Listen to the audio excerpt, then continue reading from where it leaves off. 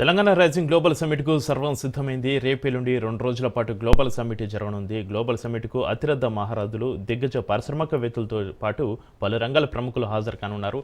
Global సమ్మిట్కు మొత్తం 3,000 మంది ప్రముఖులు రానున్నారు.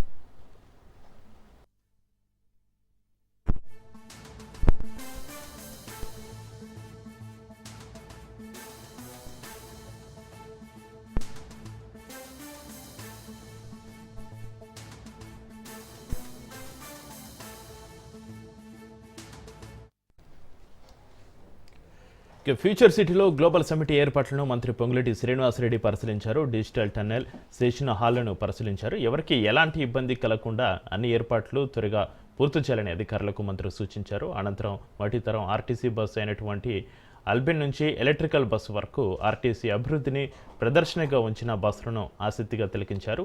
గ్లోబల్ సమ్మిట్ ద్వారా హైదరాబాద్ బ్రాండ్ ప్రపంచ దేశంలో హైదరాబాద్ వైపు చూస్తున్నాయన్నారు.